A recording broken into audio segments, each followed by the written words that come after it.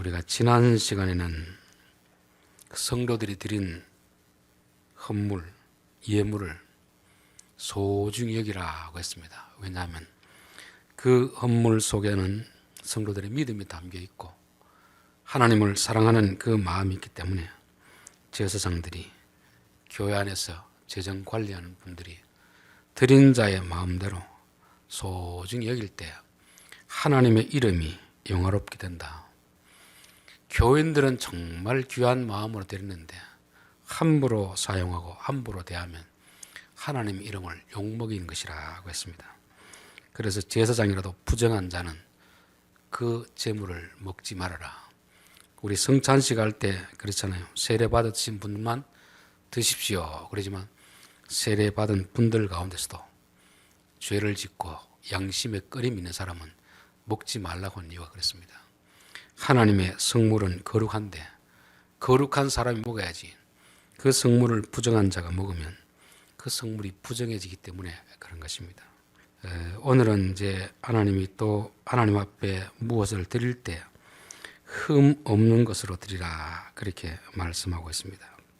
17절 여호와께서 모세에게 말씀하여 이르시되 아론과 그의 아들들과 이스라엘 온 족속이 말하여 이르라. 이스라엘 자손이나 그 중에 거류하는 자가 서원 제물이나 자원 제물로 번제와 더불어 여호와께 예물로 드리려거든. 이스라엘 자손이나 그 중에 거하는 거류민들, 이 말은 이스라엘 자손과 거류민들을 하나님은 동등하게 대해 주신다는 것입니다. 유대인들은 이걸 잘 몰랐습니다.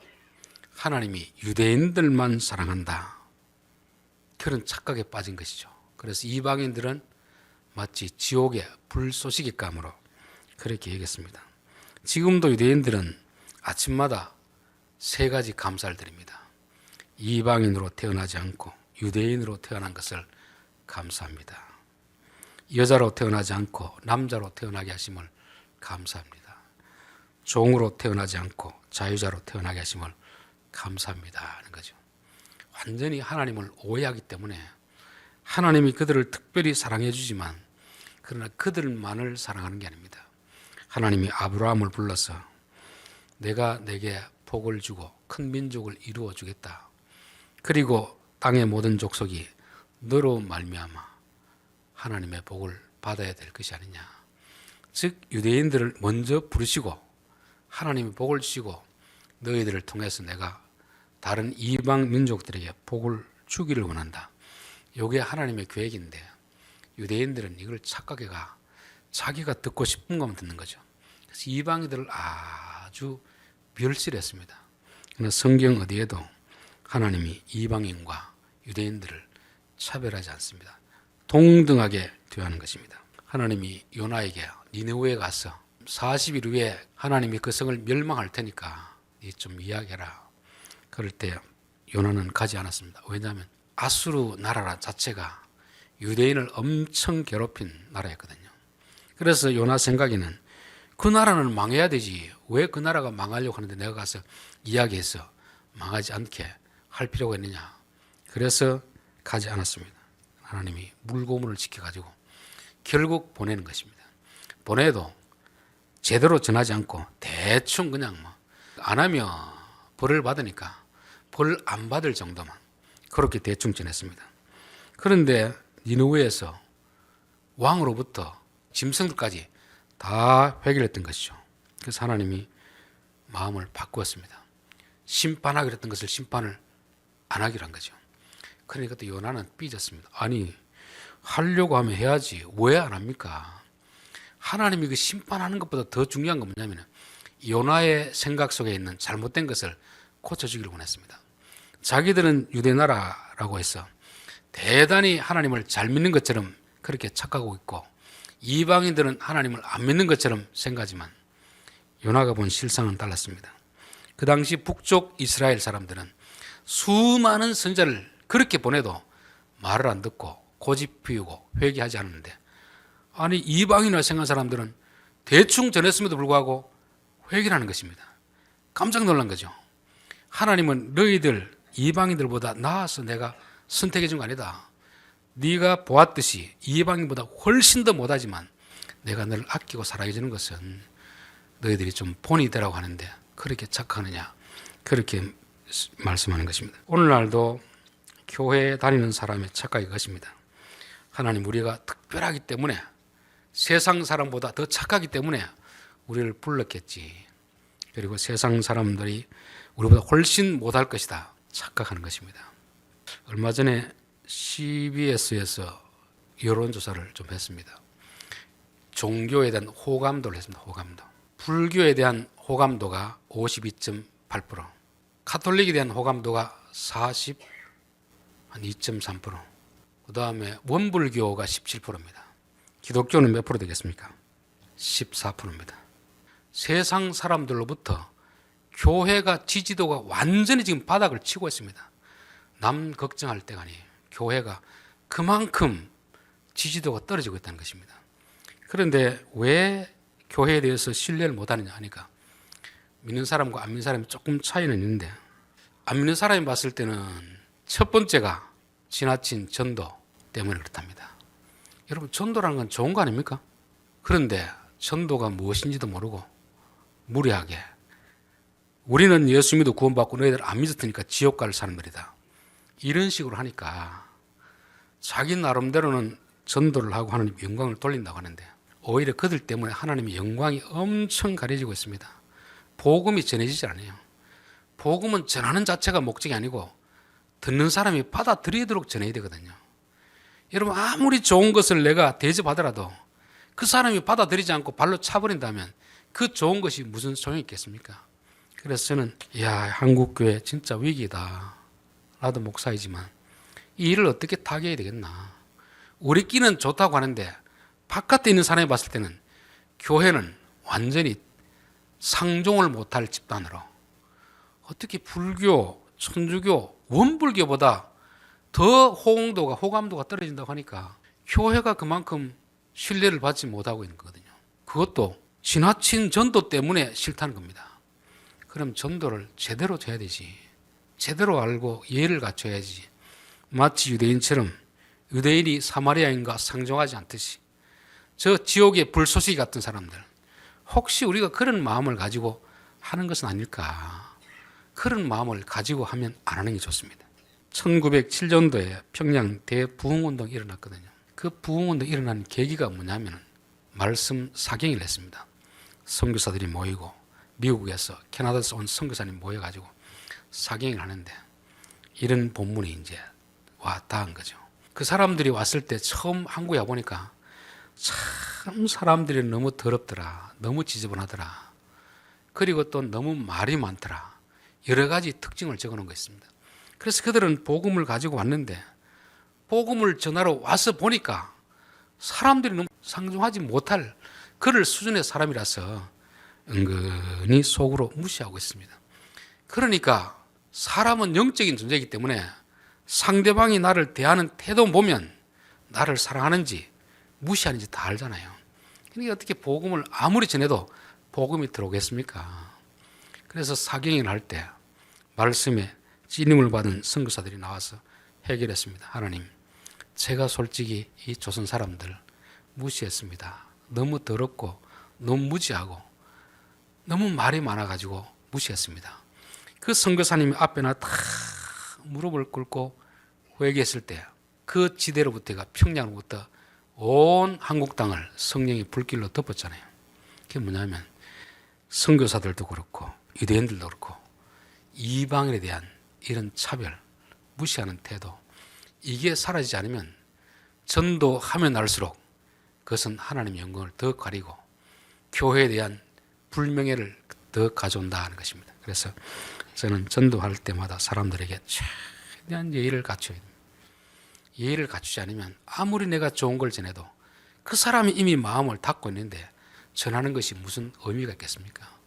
저는 다른 거는 몰라도 도덕적인 부패 이런 것들도 있는데 그거는 그럴 수 있다고 봅니다. 그런데 아니, 전도를 했는데 그게 안 믿는 사람들에게는 제일 기독교가 호감도를 떨어지도록 한다고 봤을 때 한국교회 전도의 방법을 근본적으로 바꿔야 되겠다.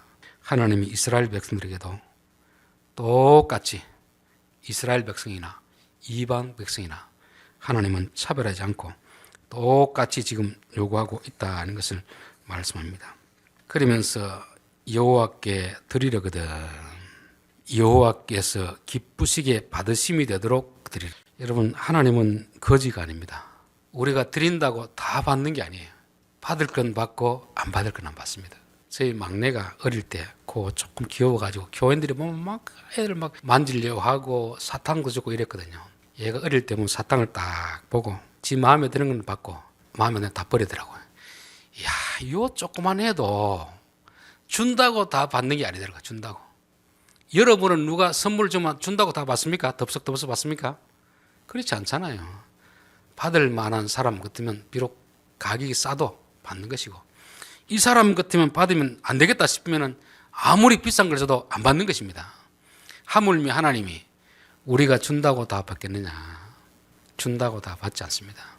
그래서 주는 사람은 항상 받는 사람이 준다고 다 받는다고 생각하면 안 됩니다. 여러분, 거지 동량 받는 사람도 아무거나 받지 않습니다. 무리하게 주면 던져버립니다. 자존심이 있거든요. 하물며 하나님이 자존심이 없겠습니까? 너희들 내게 주는 거 내가 다 받지 않는다. 너희들이 드릴 때는 기쁘게 받으시도록 드리라. 그래서 우리가 찬송을 하든 기도를 하든 봉사를 하든 하나님이 이거 받으실까? 안 받으실까? 한 번쯤 생각해 봐야 되는 것입니다. 그런데 어떻게 해야 하나님이 받으시고 어떻게 하면 안 받으시는가? 흠 있는 것은 무엇이나 너희가 드리지 말 것은 그것이 기쁘게 받으심이 되지 못할 것임이니라. 흠 있는 것 드리지 말고 좋은 것 드리라. 좋은 거. 여러분, 우리 과일도 선별하잖아요. 선별. 크고 모양 예쁜 거, 또 크지만 모양이 좀 못생긴 거, 또 중간에 새가 쫓아 먹은 거, 흠진한 거 다 이렇게 선별해 가지고 흠 없는 거는 아주 비싸게 팔잖아요. 흠 있는 거는 좀 싸게 팔고 이러잖아요. 그럼 내가 존경하는 사람에게 선물을 주려고 하면은 여러분 어떤 걸 줘야 되겠습니까? 좋은 걸 줍니까? 기스백을 줍니까? 기스백은 내가 먹고 내가 존경하는 사람이 뭘 주려고 하면 좋은 걸 줘야 됩니다. 왜냐하면 이 선물은 선물이 아니고 그 선물에 뭐가 담기냐면은 마음이 담겨야 되는 마음이. 그래야 받는 사람도 좋아하고 주는 사람도 기뻐하고 그렇지 않습니까? 가인과 아벨의 제사. 하나님이 가인의 것은 받지 않았습니다. 아벨의 것은 받았습니다. 그러니까 가인은 나름대로 준다고 줬는데 안 받으니까 얼마나 성질이 납니까? 내가 뭔가를 상대방에 줬는데 상대방이 거절하면 준 사람이 오히려 손이 부끄럽잖아요. 부끄럽고 마음에 성질이 나는 것입니다. 그렇기 때문에 주려고 하면 상대방이 뭘 좋아하는가, 뭐를 싫어하는가 알고 주라는 것입니다. 하나님 앞에 드릴 때도 너희들이 여기 보면 자원제, 서원제, 이거는 의무적으로 드리는 게 아닙니다. 하나님 앞에 내가 드리고 싶습니다. 자원해서 드리는 것일지라도 하나님이 기쁘게 받으시도록 드리라는 것이죠. 그 기쁘게 받으시는 것은 흠 없는 것. 흠 없는 것은 제일 좋은 것을 드리라는 것입니다.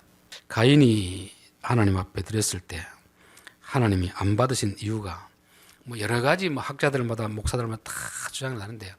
그냥 창세기 본문만 보면 이유는 하나입니다. 아벨은 첫 새끼를 드렸어요. 첫 새끼. 여러분, 첫 새끼라는 건 무슨 의미가 있습니까? 귀하다는 거 아닙니까? 하나님이 곡식을 드릴 때도 첫 이삭. 첫 것을 하나님 앞에 드린다는 것은 제일 소중한 것을 하나님 앞에 드린다는 것입니다. 가일은 그런 말이 없습니다. 세월이 지난 후에. 그걸 히브리어로 보면 추수의 끝무렵에 곡식을 가져다 하나님 앞에 드린 것입니다.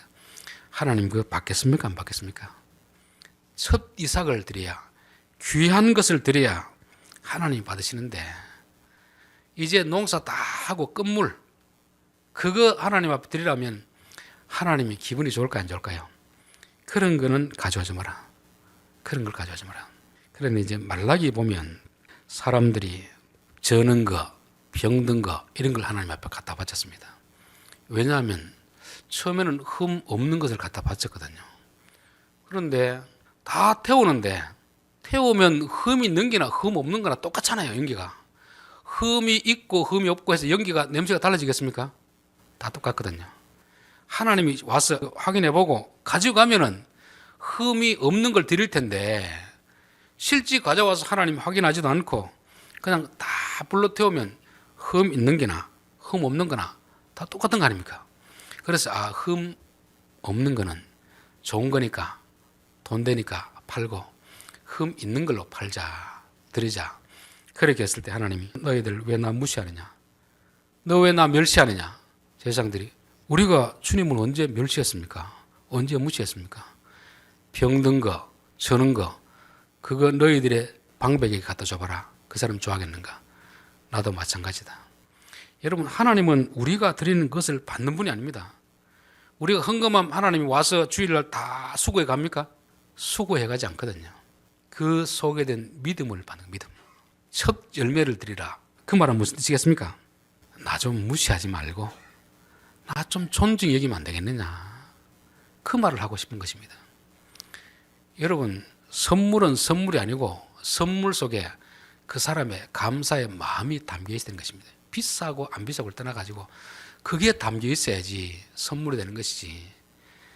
그것이 없고 그냥 병든 거 저는 거 아이고 이 사람 수준에 이 정도라도 뭐 과하겠지 이런 거 먹으면 맛이나 받겠나. 그 무시하는 마음을 가지고 드리면 하나님이 바보가 아닐진데 다 아시는 거 아닙니까? 하나님이 흠 있는 것 드리지 마라. 병든 것 드리지 마라. 나는 너희들을 정말 존중하고 소중하게 여기는데 너희들을 왜 나 무시하느냐. 그런 것입니다. 제가 고등학교 다닐 때 팝송을 참 좋아했습니다. 그래서 레코드판을 참 많이 모았는데요. 그때 좋아했던 이유는 그 당시 수준에서 봤을 때 한국 사람들하고 외국인들이 노래를 할 때 보니까 한국 사람들은 입만 가지고 노래합니다. 입만 가지고. 외국 사람들은 온 몸을 가지고 그러니까 그 어릴 마음에 보더라도 뭐 이 사람이 음악성이 어떤지 그거는 둘째치고 노래하는 태도가 뭐 지금은 안 그러지만 그 당시는 입만 빵긋빵긋하면서 이렇게 노래한다면 외국 사람들은 온 몸을 가지고 악기를 연주해도 보면은 우리는 그냥 손가락으로 피아노를 치지만 그 사람들은 키보드를 칠 때 온 몸으로 치는 것입니다. 그걸 봤을 때 저게 참 감동이 되는구나. 그래서 하나님은 우리에게 마음을 다하고 뜻을 다하고 힘을 다하고 목숨을 다해서 나 좀 사랑하라 이렇게 하는 거 아닙니까? 여러분 사랑은 근성으로 하는 것이 사랑이겠습니까? 하나님은 자기의 하나뿐인 아들을 바쳐서 우리를 사랑했습니다. 자기의 사랑을 그걸로 보여주었어요. 그런데 우리는 여러 사람 중에서 한 사람으로 대하는 것입니다. 그러면 하나님이 우리를 보고 어떤 생각이 들겠습니까? 하나님 쪽에서는 우리 하나만을 위해 가지고 자기의 가장 소중한 걸 드렸는데 우리는 소중한 그냥 내게 쓸모없는 것만 드린다고 하면 하나님의 마음이 어떻겠습니까? 오늘 예배하기 전에 기도 시간에도 말씀인데요. 나를 존중히 여기는 자를 나도 존중히 여기고 나를 무시하는 자를 나도 무시하겠다. 그렇게 말씀하는 것입니다. 이게 인격적 관계 아닙니까? 사람과 사람의 관계도 마찬가지고 하나님과 우리의 사이도 마찬가지입니다. 제가 제1교회 했을 때 그때 아마 임직자 투표할 때 제가 사진을 다 찍어가지고 이제 앞에 띄우기 위해서 사진을 다 찍었습니다. 어떤 분 이혜영 집사라고 지금 돌아가셨는데요. 이분을 보니까 이제 사진이 좀 잘 못 나온 것 같아요. 그래서 그분을 따라 불러가지고 집사님 지금 앞에 찍은 게 좀 잘 못 나왔으니까 새로 찍읍시다. 찍고 제가 컴퓨터로 조금 이렇게 교정을 봐줬습니다. 근데 그분이 그게 자기에게는 평생 되게 마음의 감동으로 다가왔던 모양이에요. 그 많은 성도들은 한번 찍어주고 마는데 자기는 특별히 불러가지고 이렇게 하고 작업을 해주니까 너무 감사하다면서 명절만 되면 선물을 가져오더라고요. 내가 그 작은 행동인데 조금 더 관심을 보였더니만 이분이 이렇게 하는구나. 사람과의 관계도 마찬가지고 하나님과의 관계도 마찬가지입니다. 우리가 하나님 앞에 무엇을 드릴 때는 근성으로 드리면 안 됩니다. 근성으로. 정말 마음을 다해서 드립니다. 저는 찬송할 때도 그냥 막 부르지 마시고 정말 우리가 하나님 앞에 마음을 다해서 뜻을 다해서 그렇게 불러야 됩니다. 그게 음정이 맞고 틀리고 중요한 게 아니고 우리의 마음의 자세가 적어도 하나님 앞에서 하나님 내가 비록 목소리는 안 좋지만 최선을 다해서 마음과 힘과 목숨과 뜻을 다해서 하나님 앞에 드리겠습니다. 찬송 한 곡을 할 때에도 그런 마음으로 드려야 돼요. 기도할 때도 한마디 한마디 할 때 하나님 앞에 최선을 다하는 그런 기도가 필요한 것입니다. 저는 설교할 때도 보면은 집사람은 이걸 잘 몰라서 그런데 뭐 토요일 어디 가져가면 토요일 날은 내게 다른 것 좀 부탁하지 마라. 설교 준비가 다 되느냐 물으면 돼. 설교 준비는 다 된 게 없습니다. 다 원고를 준비해놔도 또 아침이면 또 다시 집중합니다. 설교하기 전에 다시 또 1시간 전에 와서 또 보고 또 보고 또 보고. 토요일 날이라든지 주일 날은 제가 되게 예민합니다. 왜냐하면 완성이 없거든요. 나는 완성했다고 하는데 하나님 보시기에는 이 완성이 아닐 수 있으니까 끝까지 설교 시작하기 전까지 계속 검토를 하다 보니까 되게 예민합니다. 그래서 예전에 제가 원래 이제 노회장이고 총대니까 총회 후보 뭐 장로 무슨 회계되는 분이 토요일 5시에 전화가 왔어요. 그래서 누구라 하길래 장로님 충분히 알 텐데 목사들이 토요일 날 지금 설교 준비하느라고 온 정신이 거기 다 써 있는데 토요일 날 이렇게 장로님이 전화를 합니까? 그것도 그런 전화를 하시려면 적어도 월요일이라든지 화요일 정도 해야지. 제일 지금 집중하고 있는 시간에 그렇게 하는 건 예의가 아닙니다 하니까 아이고 죄송합니다 하더라고요. 우리가 최선을 다해야 될 때 최선을 다할수록 그게 돼야 되거든요. 그게 안 되면 최선이 안 되잖아요. 잘하고 못하고를 떠나가지고 하나님 앞에 나는 마음과 뜻과 정성을 다하겠습니다.